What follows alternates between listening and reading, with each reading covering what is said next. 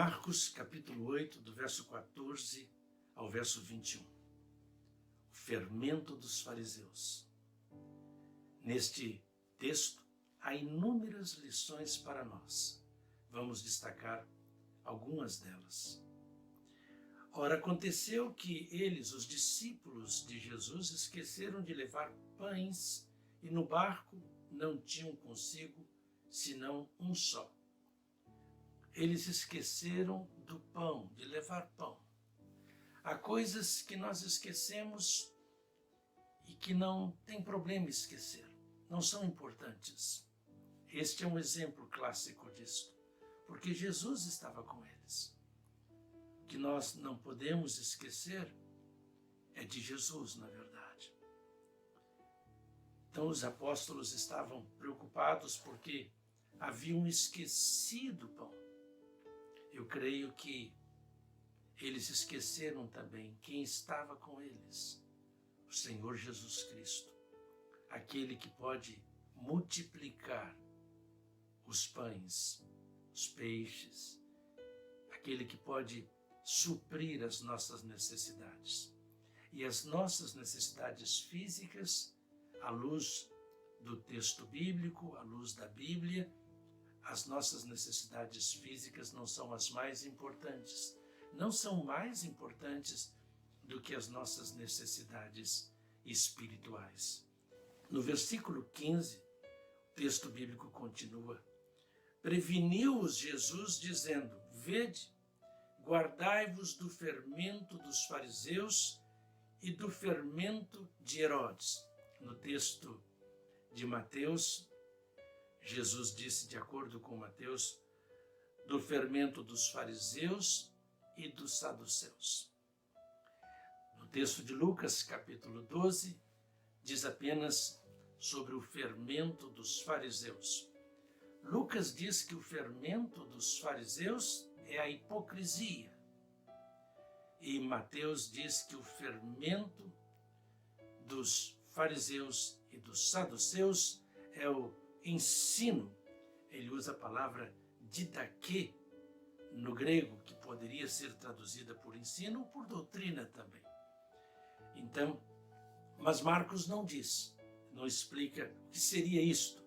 Mas quando nós fazemos a comparação com o texto de Lucas e com o texto de Mateus, podemos concluir que este fermento dos fariseus, dos saduceus, dos líderes políticos e religiosos do tempo de Jesus, este fermento não deveria ser interpretado literalmente.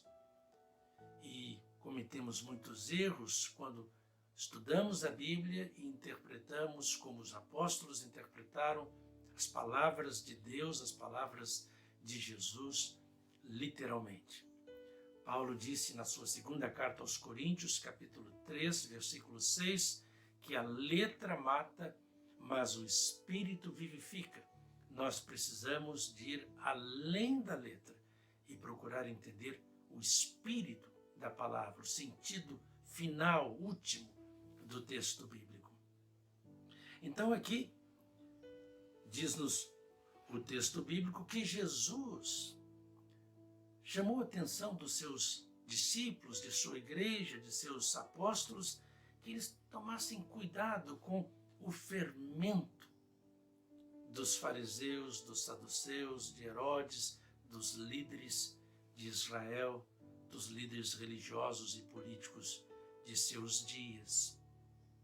Ah, meu querido amigo, uma pequena quantidade de fermento pode comprometer toda a massa.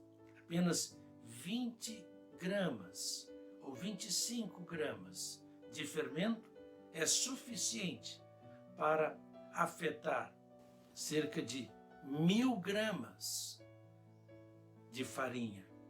Que coisa impressionante. Apenas 20 gramas, apenas 25 gramas é suficiente para alterar, para comprometer 1000 gramas, 1 quilo de farinha. Que coisa, quanto dano, uma hipocrisia, uma doutrina falsa, mentirosa, pode estragar, pode comprometer toda a nossa vida, toda a nossa relação com Deus, com o próximo, com a palavra do Senhor. Versículo 16 do capítulo 8 de Marcos, diz-nos o texto que os apóstolos discorriam entre si sobre a palavra de Jesus. Eles pensavam que Jesus estivesse falando do pão. Eles disseram aqui, é que não temos pão. Esquecemos do pão. É por isso que Jesus está falando isto. Quantas vezes nós somos lentos e tardios, temos dificuldades para entender as lições que o Senhor quer nos ensinar. Quantas vezes somos parecidos com esses apóstolos de Jesus? Então, quando lemos esta história e descobrimos quão lerdos, quão lentos, quão vagarosos eles foram para compreender Jesus, isso traz um certo consolo para nós também. Versículo 17 diz assim, Jesus, percebendo, lhes perguntou, por que discorreis sobre o não terdes pão? Ainda não considerastes, nem compreendestes? Tendes o coração endurecido? Tendo olhos não vedes, e tendo ouvidos não ouvis? Não vos lembrais? E de quando partiu 5 pães para os 5.000, quantos cestos cheios de pedaços recolhestes? Responderam eles, 12. E de quando partiu 7 pães para os 4.000, quantos cestos cheios de pedaços recolhestes? Responderam 7. Ao que lhes disse Jesus, não compreendeis ainda? Nós temos cerca de 9, 10 perguntas de Jesus, uma chuva de perguntas. Jesus ficou abalado, irritado, entristecido com esta lentidão, com esta incapacidade dos seus apóstolos de não entenderem do que ele estava falando. Então Jesus percebeu que não apenas os seus inimigos não o entendiam, mas a sua igreja também não o entendia, não o compreendia.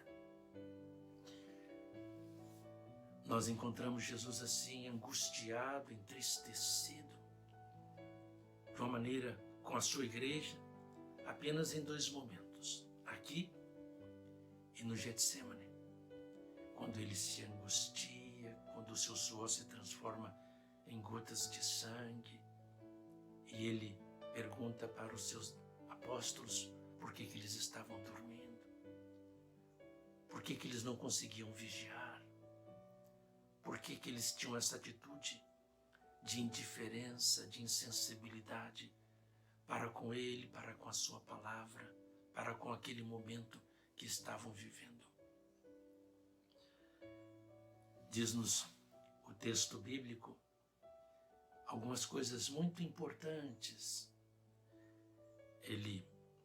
Texto bíblico, capítulo 8 de Marcos, Senhor Jesus Cristo usa alguns verbos, algumas palavras, chaves, para compreendermos esta situação espiritual da sua igreja, da igreja de Jesus, dos discípulos de Jesus. Por exemplo, Jesus Cristo pergunta no versículo 17, ainda não consideraste? Foi traduzido assim na minha Bíblia, é o verbo noel, que significa pensar, vem da palavra nous, que é mente. Vocês não estão usando a mente de vocês? Vocês não pensam? Ele usa um outro verbo sinônimo do verbo noel, que é o verbo entender, perceber, é o verbo suniemi. Então Jesus está perguntando para a sua igreja, cadê a mente de vocês? Como é importante cuidarmos dos nossos pensamentos, refletir, raciocinar, procurar entender as coisas. Então, logo depois, o segundo passo, que Jesus pergunta: tendes o coração endurecido? Tudo começa na nossa mente, depois no nosso coração.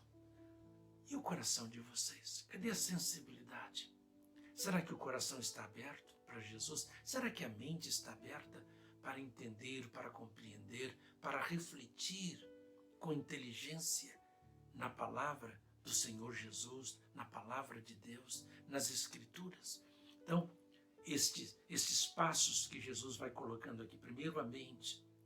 Vocês não têm mente? Vocês não trabalham com a mente de vocês? Vocês não pensam? E o coração de vocês? Está endurecido? E depois o Senhor Jesus Cristo pergunta: vocês têm olhos, mas vocês não estão vendo, são incapazes de ver? Vocês têm ouvidos, mas vocês não ouvem? Então, primeiro a mente, depois o coração, depois os olhos, depois os ouvidos.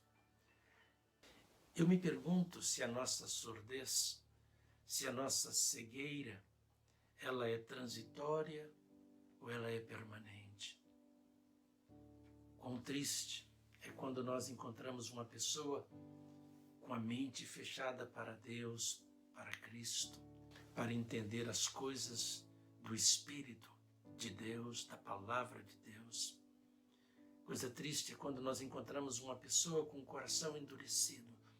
Ela não é sensível, ela não tem sensibilidade para as coisas espirituais.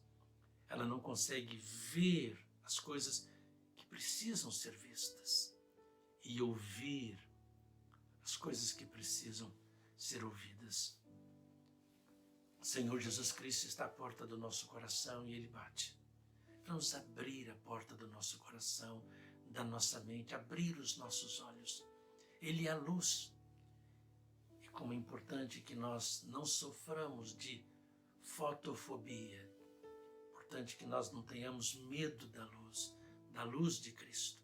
Que nós estejamos desejosos de nos livrar da caverna, das trevas, da escuridão, da ignorância, da insensibilidade. No versículo 18, Jesus Cristo usou uma palavra muito importante. Não vos lembrais? Tendo olhos não vedes e tendo ouvidos não ouvis, não vos lembrais? Há coisas que nós precisamos esquecer. Há outras que precisamos lembrar. Há coisas que, se esquecermos, não tem problema. Pão, quando temos Jesus. Mas não podemos esquecer de Jesus, dos seus ensinos, da sua palavra. Os apóstolos ficaram ansiosos, preocupados, nervosos, porque esqueceram do pão. Às vezes nos preocupamos com a nossa roupa, com o que havíamos de comer ou de beber. O Senhor Jesus Cristo nos ensina que o nosso Pai Celestial cuida de nós. Podemos confiar nele, descansar no Senhor. O salmista, no Salmo 103, disse: bendize, ó minha alma, ao Senhor, e tudo que há em mim, bendiga o seu santo nome. Bendize, ó minha alma, ao Senhor, e não te esqueças de nenhum de seus benefícios. É Ele que perdoa, é Ele que cura. Ah, meu amigo, há coisas que precisamos esquecer. Os nossos erros, dos quais já nos arrependemos, os erros que outros cometeram contra nós. Mas nós não devemos esquecer, precisamos lembrar do amor de Deus, do perdão de Deus, da sua misericórdia que se renova a cada dia. Que Ele te abençoe e te guarde, que Ele faça resplandecer o seu rosto sobre ti e que Ele tenha misericórdia de ti. Que o Senhor sobre ti levante o seu rosto e que Ele te dê paz. Um forte abraço.